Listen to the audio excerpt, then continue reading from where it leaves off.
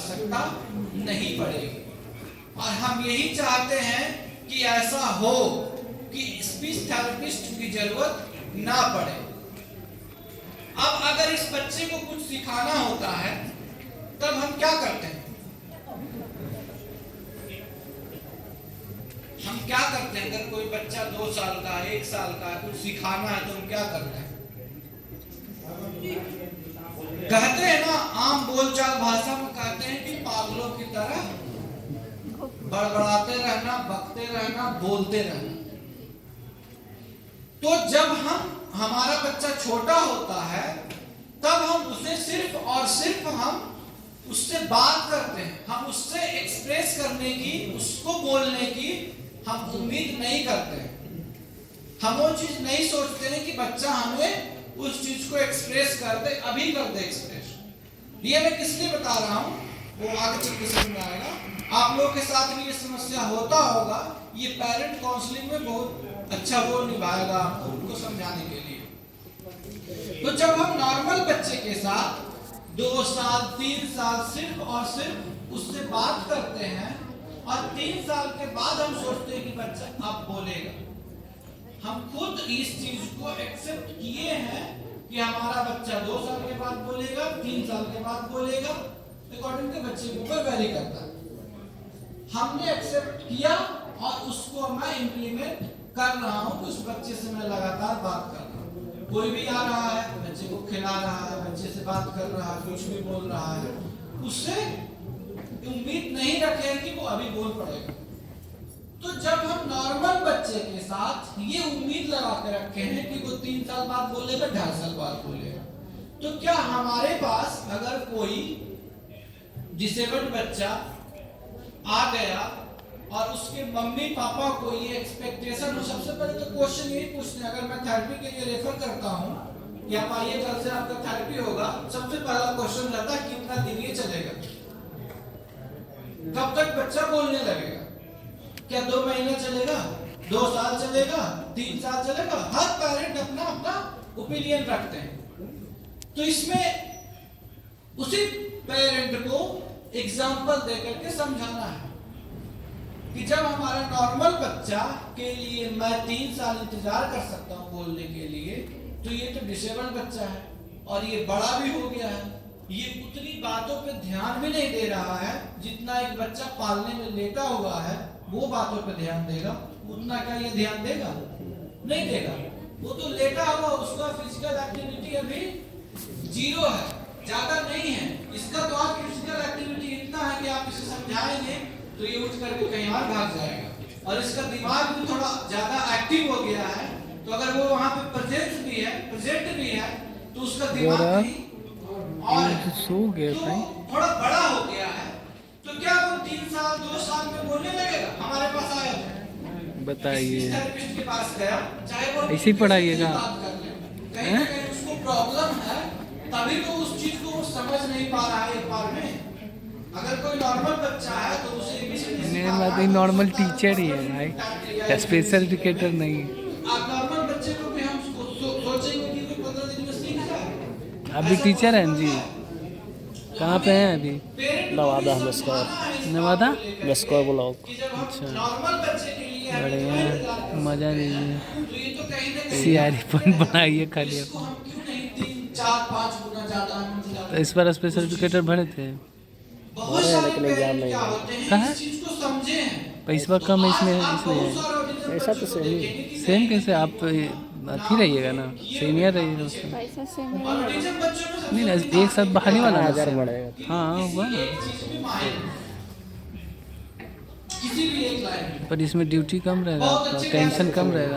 और आजकल का जो हमारा स्पेशली बच्चे आप ट्रीट कीजिएगा ना। हर फील्ड में, हर क्षेत्र में इंक्लूसिव स्कूल हो गया ना इसको उसमें। खाली नहीं। हाँ वो तो है। और अगर हमने ध्यान दे दिया कि ये बच्चा इस चीज में माहिर है और हम उसी के ऊपर फोकस कर दिए, स्पेशल बच्चा है स्कूल में आपके? अब होता क्या ढूंढ के है, लाना पड़ेगा। ऐसा पागले हो जाएगा स्पेशल एजुकेटर। चलता है, ट्रेनिंग चलता है 3 महीने का ट्रेनिंग। 2 स्कूल है नवादा जिला में जहाँ स्पेशल बच्चे कोच के लाया जाता है, के साथ बच्चा आकर तो वहाँ पर 5 पढ़ाएंगे, घंटा है तो वहाँ पर ड्यूटी देगा आपको। दीजिए दीजिए परीक्षा दीजिए, अभी सब यूपी वाला में फिर से भर जाएगा। 18-19 घंटा बचा, उतना समय तो देखे हैं ना, हम लोग इतना है ही नहीं जितना फॉर्म है, यूपी का ही है। बच्चा सब यूपी वाला भर आप जाएगा। अगर ध्यान देंगे इस क्षेत्र में, इस एक्टिविटी, हम लोग को तो मौका ही नहीं मिला, स्पेशल टेट ही नहीं आया था हम लोग के टाइम में। हमारे साथ ही एक बच्चा था ऑटिज्म, जो क्लाइंबिंग बहुत अच्छे से करता है, कहीं भी उसको चढ़ने बोले। एक बार तो ऐसा हुआ कि वो 3 मंजिले छत पे गया और वहां से वो नीचे उतर गया।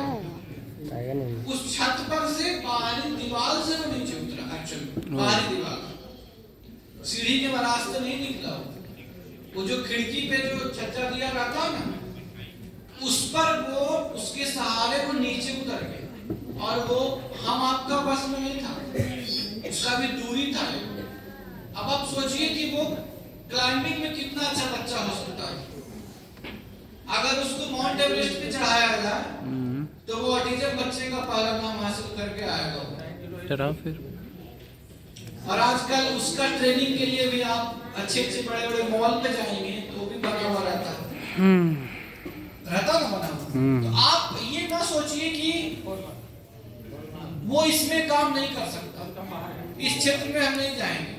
हम आजकल नॉर्मल बच्चे को अपने प्रेशर के ऊपर कि तुम डॉक्टर बनो, तुम इंजीनियर बनो, तुम बीपीएससी का तैयारी करो, तुम यूपीएससी का तैयारी करो, हम नहीं बोल पा रहे हैं। नॉर्मल बच्चे को नहीं बोल पा रहे हैं। नॉर्मल बच्चे अगर बोला कि हमें आर्ट्स लेना है, बेटा ठीक है तुम आर्ट्स ही ले लो, हम लोग नहीं को फोर्स कर पा रहे हैं कि तुम साइंस बैकग्राउंड से, जो जिसको कि 12th का एग्जाम देना है, नॉर्मल है। तो हम क्यों डिसेबल्ड बच्चे को हम अपने मर्जी से हम उसे बनाने के लिए कोशिश करें? क्यों करें? बहुत सारा ऑटिज्म बच्चा आर्ट में भी बहुत अच्छा होता है, बहुत अच्छा डायग्राम, बहुत अच्छा फिगर, अच्छा फोटोग्राफर है, पेंसिल स्केच बहुत अच्छे से बनाता है। अभी हमारे पास एचआई में 2 बच्चियां हैं, एचआई कोर्स में दोनों एक डेफ है और एक हार्ड ऑफ हियरिंग है। तो जो डेफ है वो बहुत अच्छा स्केच बना ले जा रही है। अभी मैं फ्लैश कार्ड बनाने के लिए दिया था, वो ऐसा फ्लैश कार्ड बनाई है कि आप उसको अगर एक नजर में देखोगे तो आप नहीं पकड़ पाओगे कि ये उसके हाथ का बनाया हुआ। एप्पल पे जो अगर पिक्चर में पानी का ड्रॉप है तो उस पानी के ड्रॉप को भी उभार दिए और वो दिख रहा है कि हाँ ये पानी का बूंद है, ये उस कार्ड में कलर भी उसी ढंग से किए। तो ऐसा नहीं है कि हम उसको अपने फोर्स, अपने मर्जी से उसको बनाएं, ये कभी नहीं करना चाहिए डिसेबल बच्चे को। उसको जिस क्षेत्र में जाना है आप उसी क्षेत्र में जाओ, अच्छा लगेगा। The skill developed based in the world that is rich, ये कैसे जाएगा? ये कैसे हमारा स्पीच डेवलप होगा?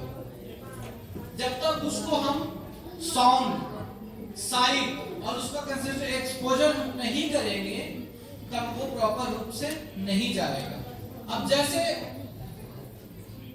कहीं भी हो, कोई भी लैंग्वेज हो, उसको सीखने के लिए अगर जितना हम सही से उच्चारण कर पा रहे हैं उतना ही बच्चा उस चीज को ग्रास्प कर पा रहा है और वही वो बोल भी रहा है। तो पहले उस जिसमें दोष है, शब्द में दोष है, हम सही से उच्चारण नहीं कर पा रहे हैं, तब हम उसको हमें खुद सुधारना चाहिए। तब हम बच्चे के सामने बोलेंगे, तब वो जाकर के उस चीज को करेक्ट प्रोनाउंसिएशन करेंगे बिना किसी एफर्ट के। अगर हम उससे बात को सुधारने के लिए चाहेंगे तो मैं तो खुद गलत बोल रहा था और मैं खुद करेक्ट किया हूँ, तो मैं अगर 10 बच्चे को पढ़ा रहा हूँ तो 10 बच्चा वो करेक्ट रॉन्ग वर्ड सुना है तो उस 10 को रॉन्ग प्रोनाउंसिएशन होगा और फिर वो 10 को हमें सुधारना पड़ेगा। तो क्यों नहीं हम खुद सुधार करना, ताकि उस 10 को सुधारना ना पड़े। अब ये हमारा ये कैमरा से आउट है स्पीच लैंग्वेज डेवलपमेंट का, कि बच्चा जब 0 से 3 मंथ का है तो उसको कौन कौन सा वर्ड वो सुना, क्या समझा, कैसे वो हुआ। 6 मंथ का है तो उसका है 9 मंथ, 18 मंथ, 12 मंथ और 36 मंथ। जैसा कि मैं आपको अभी पहले भी बताया हूँ, किताब अभी भी उस चीज को 3 साल समझ रही है, तो क्यों ना हम आज के जो दौर है हमारा, जो हम इलेक्ट्रॉनिक गैजेट से घिरे हुए हैं, तो क्यों नहीं हम उस बच्चे को 5 साल समय दें। जैसे कि अगर कोई बच्चा स्पीच थेरेपी के लिए आता है